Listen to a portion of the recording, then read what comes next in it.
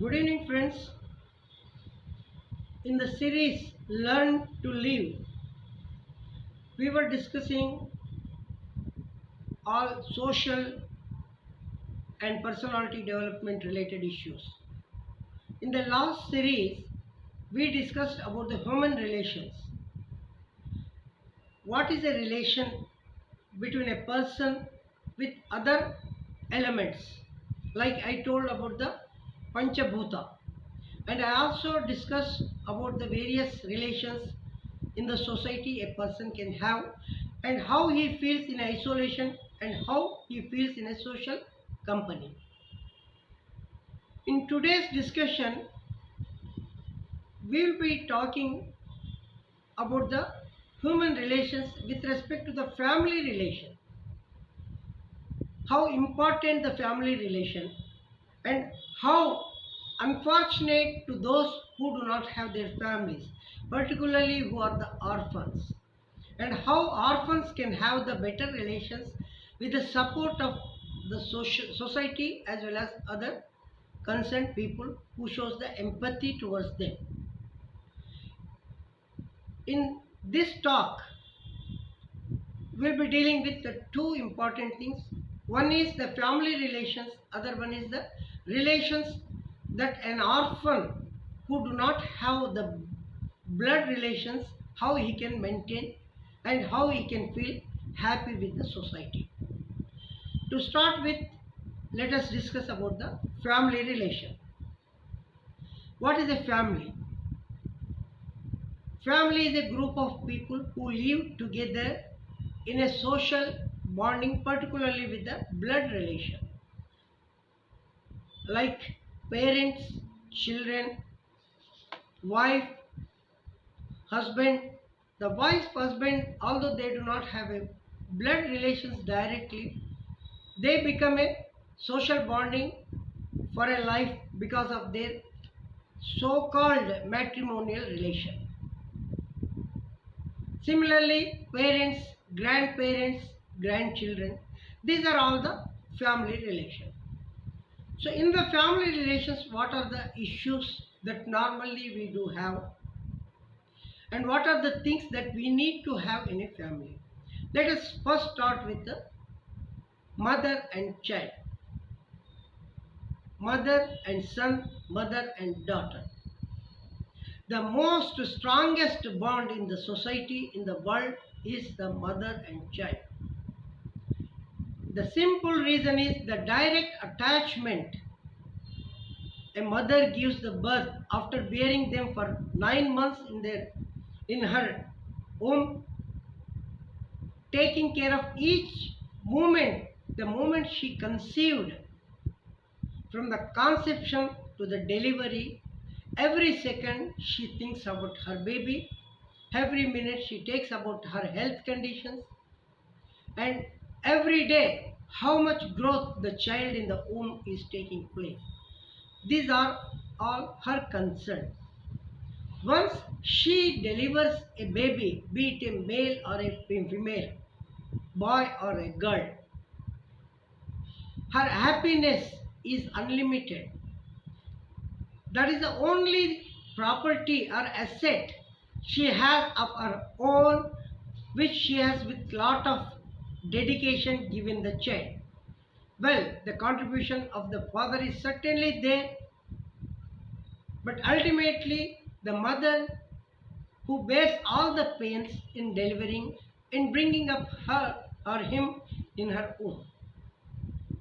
In this occasion, the strongest bond the mother have with the child, that we will be discussing, and what are its future impacts on her when the child is grown and child develops other bonding with her or his brothers, sisters of her own blood relation, and then in society with the friends, and in future their life partners. So how the mother normally feels about these growing relations about their children, and is it really bothering her about alienation, or is it becoming more and more strengthening her bonding with the children? Let us take in the beginning. when the child is born, starting from naming ceremony, then there are so many functions will be there, rituals will be there. All the rituals are not common in every family. It depends. But in society, there are certain minimum rituals are there, depending on their religious rituals and their custom rituals. Like naming is one such thing. And the parents really think of too much when a child is named, because parents think what a child is going to be. They get inspirational names. They want the child to be an inspiration to the society through the name. Or they name their child with some examples of uniqueness. They wanted their child to have a name which probably a unique, nobody is not that common to all. A special name. Why? Because here, although the role of a father is there, but mother is more concerned. But in some customs, the mother is deprived of her choice in naming, because the father will take care of that responsibility and that pleasure also. In such case, a mother who has really borne with the 9 months of the pains of maintaining the baby in the womb, and at last, at the time of delivery, whether her choice is taken into the consideration to give the unique name to her child, whether the father prevails. This is one important, that mother and baby's relation, whether is it the relation from the beginning she has the authority, or her authority is deprived. That is the first and foremost important thing one should think in the society with respect to the relations and the responsibility and authority of a mother over her children. I am not going to take into the legal issues of what is a mother's responsibility and authority legally over their child. That legal aspects anyway we will be discussing in the legal sessions. But I am here only talking about the relation.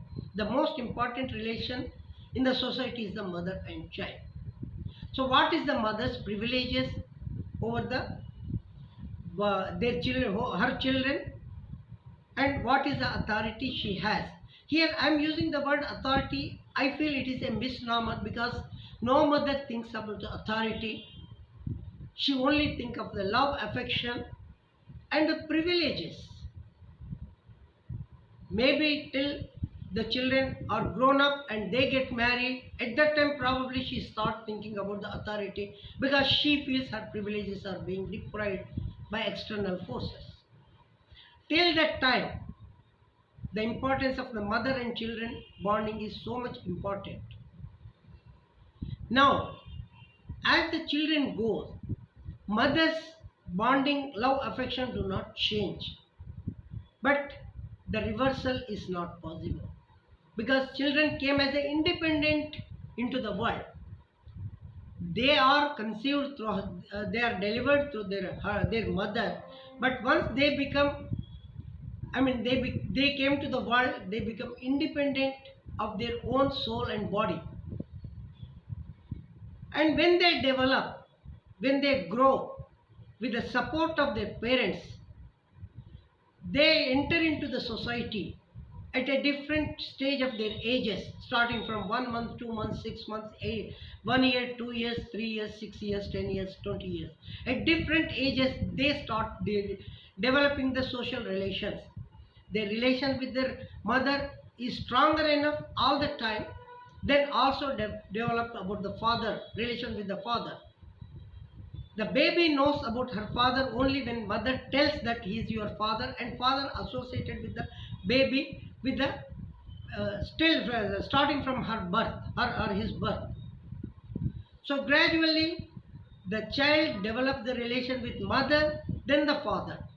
The father is a second relation that she gets into the society in the life. The first is the mother. After father, then all other relations will come to picture, like grandparents and the brothers and sisters who are elder to them, again through the love and affection only. If whoever is associated in the family relation, if they are unable to show any affection and love, obviously the child will not feel comfortable and she or he gets isolated at the beginning. Unfortunately, this is the stage one orphan has to suffer when a child is given away totally to the society and the child is brought to by somebody to the orphanage. Anyway, that topic I'll be discussing in my other session. Now, importance of the mother's relations with the children only I am focusing. So how long mothers and children will maintain their stronger relation? Like I already said, mother's strong relation will never be diminishing, never be reduced to a nominal. हो सकता है, probably it may happen that father's relations may strain to some extent depending on the circumstances and the relation between the mother and father. But mother's relations continue to be the same with same love and affection with the children. Her intention is to see that children are grown, children get a good development, and children get good relations with the neighbors, good relations with the friends, relatives, and she feels enjoyment at each moment as the children is going and increasing, enhancing her relations with the society. And more relations she gets with a positivity, mother will be equally happy. Rather, she is double happy when child gets more classmates, child gets more relatives pampering her, appreciating her attitudes, and she feels happy child when she goes to the school, gets a lot of awards or lot of appreciation from her teachers and friends. And when the child participates in any competitions, the first and happiest soul is the mother. She feels more happier than anybody else. Then child, if she suffers anything physically, mentally, or any other way, the first person to feel unhappy, sad, sorrow is the mother. Well, the father always thinks how to get rid of the problem from the child. That is the responsibility father takes. But the emotional attachment that mother has is more powerful than other relations and other attachments.